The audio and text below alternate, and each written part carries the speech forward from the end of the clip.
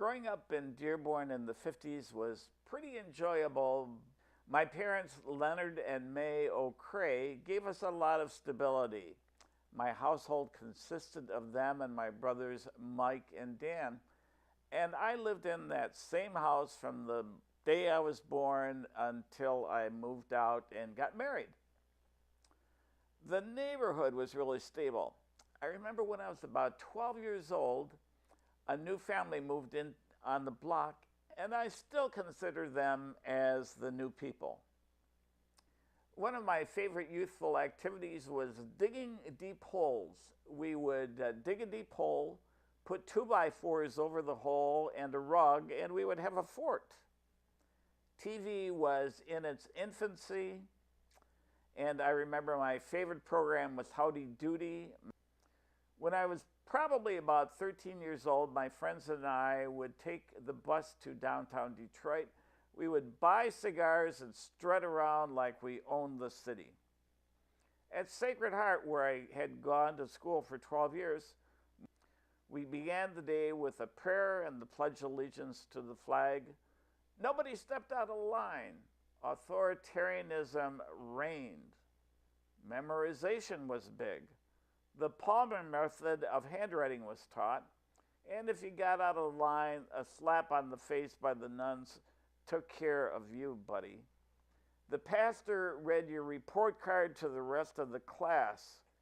I had 4 years of Latin. I had typing, both great experiences there. While at Sacred Heart, there were certain rituals that I followed. I had a girlfriend. We went out every weekend. I had a 56 Chevy convertible. I love that car. I think I probably dreamed about it. Nobody in the neighborhood had air conditioning, so everybody spent their time out on the front porch, which brought a lot of social control. You stepped out of line and your parents knew about it before you went to bed. There were probably a dozen kids on my block and then on the adjacent block, and we just had a great time together. I had jobs throughout my formative years. Initially, that involved going from door to door selling eggs, believe it or not. My brother and I delivered the shopping news, and ultimately I picked up a Detroit news route. And when I sold the route, I had 110 customers, and I found in retrospect that the enjoyable part of the process was not making money, but rather socializing with the customers.